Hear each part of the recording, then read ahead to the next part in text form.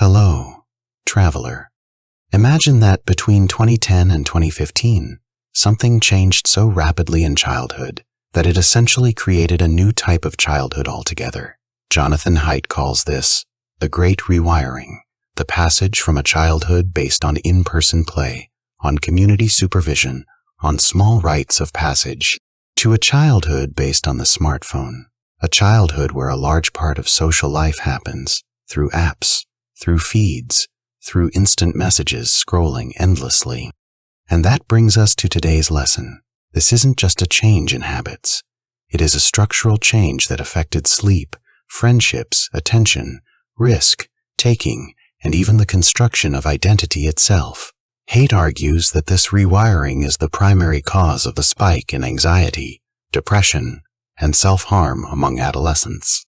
And we're going to take a closer look at this issue today, based on chapters 5, 6, 7, and 8 of the book, The Anxious Generation, How the Hyperconnected Childhood is Causing an Epidemic of Mental Disorders. Let's go. The author summarizes most of the damage caused by hyperconnected life into 4 wounds. The first is social deprivation, and this isn't just about spending less time with friends. It goes much deeper than that. Before the smartphone, friendship among preteens and teenagers was built in face-to-face contexts. It happened during recess, at school, on the soccer field, in the street, at backyard parties, at part-time jobs, real spaces where bodies occupied the same physical location. The smartphone displaced these interactions onto digital surfaces, which involves public comparisons and exclusions that can happen over any little thing, any perceived slight. The result is that young people have less time in face-to-face interaction, the type of interaction that teaches conflict resolution skills, body language reading, and immediate empathy, the kind you can only learn when you are physically present with another human being. For example, before smartphones, a fight during recess had a time to start and a time to end. The bell would ring and it was over. Today, the rumor or the aggressive meme lasts all day, all night, with reappearances here and there. It never really ends. The wound stays open, constantly refreshed. The second wound is sleep deprivation. The sleep of adolescence has collapsed both due to easy access to screens and due to the architecture of apps, with notifications, with chats demanding immediate responses, with infinite scrolling. Short sleep isn't just unpleasant or annoying. It affects emotional regulation, decision-making capacity, and increases vulnerability to depression significantly. That is why Haidt emphasizes that preteens and adolescents clearly need protection from nighttime exposure to these devices, because messages that arrive at 11 p.m. restart the anxiety that should already be dissipating during sleep. The brain that should be winding down is suddenly alert again, processing social dynamics, worrying about responses. The third wound is attention fragmentation. That is right. Attention has become micro-episodic. It is constantly interrupted by dozens of short interruptions every day, interruptions that compromise the ability to maintain focus on deeper learning and on the construction of an internal narrative, a coherent sense of self. Think, for example, about the difficulty of studying for an exam with constant windows distracting you, pulling your attention away every few minutes. The quality of learning drops. But what also drops is the capacity to tolerate boredom, the ability to be okay without that constant social dopamine hit that app usage provides. Young people are losing the ability to just be, to exist without stimulation. And the fourth wound is addictive reinforcement patterns, because apps are designed to offer variable rewards, likes, comments, view counts, and these rewards are exactly what creates habits that are difficult to regulate, difficult to control. Jonathan Haidt shows that this activates psychological circuits that constantly keep young people's minds in a mode of seeking external validation, with consequences for self-esteem and well-being. For example, there is the need to post a photo, to wait for the likes to come in, to redesign behaviors to maximize others' attention, and worst of all is feeling vulnerable when the attention from the networks disappears. Because the competition is fierce and attention goes to whoever does the most appealing things on social media. You have to constantly up the ante, constantly perform. And there is also a quite delicate issue mixed into all of this. The question of girls specifically. Hate dedicates an entire chapter to explaining why girls suffered more from all this. And the main answers are these.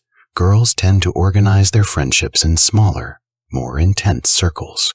They form more intimate friendships that depend on more frequent emotional validation. And when this migrates to public platforms, the potential to suffer humiliation or exclusion grows considerably because girls compare themselves more, both physically and socially. Body image, popularity, peer approval, and social media environments amplify these comparisons exponentially. There is also the issue of sexualized content and online harassment, which disproportionately affect girls and contribute to increased shame, anxiety, and isolation. The book brings data and accounts to show that the combination of constant comparison, public exposure, and harassment creates a cocktail that makes rates of depression and self-harm among girls rise more sharply than among boys. The numbers are stark and alarming. But here's the thing. The effect on girls draws attention. Yes, but hate also examines boys who experience a different pattern that is also harmful. A pattern marked by more social withdrawal, more involvement with online video games, and more problems related to purpose and youth employment. The issue is that many boys have shifted to online worlds, games and debate forums, where they can achieve status and connection without having to face the same vulnerability of in-person contact. And this reduces the practice of social skills. It also reduces exposure to small risks that are important for adolescents to mature, to develop resilience and confidence. So these boys become less interested in part-time jobs, in participating in clubs and sports, places that used to offer a sense of purpose and identity. And screen life also causes a drop in motivation at school, problems with attention, and delays in those experiences that help forge identity and resilience. These boys who escape into parallel digital worlds are often apathetic adolescents, without purpose, with poorer social competencies. And Jonathan Haidt also touches on the question of spiritual degradation. Spiritual degradation? Yes, precisely. The loss of community rituals. The reduced frequency of experiences that provoke deep admiration and personal connection, like those lived through religion or community gatherings. But here is the nuance. At the same time, connected life points toward possibilities for a certain elevation through new forms of activism, online communities that can do good, and powerful collective experiences, like campaigns that mobilize many people for noble and sensitive causes. So there is an ambiguous spiritual relationship that involves both degradation and elevation. It involves degradation by reducing free play, rites of passage, and integration between various generations. We end up losing sources of meaning that orient moral growth, and without them, youth seeks meaning in external metrics, like number of likes and followers. But connected life also involves elevation, insofar as platforms allow young people to find like-minded communities, to cause social impact, to experience a form of global solidarity. The issue is that these experiences are superficial if there is no adult mediation or rituals that deepen these experiences, that give them real meaning and substance. But Haidt doesn't just stay in criticism. The recommendations he brings are practical and at different levels. He considers that families need to develop clear rules, like the obligation to turn off devices at night. They also need to reintroduce outdoor play, promote responsibilities like caring for a pet, small things that rebuild face-to-face experiences. Schools, in turn, should become phone-free schools, prioritizing supervised free time and activities that promote meaning and belonging. True belonging, not the illusion of connection that phones provide. In terms of public policy, it is necessary to think about regulating app design so they send fewer notifications and don't abuse resources that steal our attention, especially youth attention. Regarding life in neighborhoods and cities, he suggests creating safe spaces and local rituals like volunteering, clubs, sports, things that replace part of the socialization that was lost when kids moved indoors and online. Haidt's message, then, is dual. There is urgency because the data shows a real drop in youth well-being since the smartphone's arrival. The statistics are undeniable, but there is also practical hope because many of these harms are consequences of structures created by humans and therefore can be reconfigured by human decisions. We built this problem. we can unbuild it.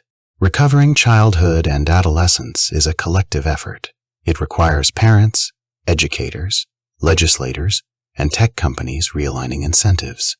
And perhaps most importantly, it requires adults to give space for young people to relearn how to live offline, to relearn how to feel awe and wonder, to take small and safe risks, and to build face-to-face friendships where they can be seen, heard, and known as whole human beings, not just curated profiles.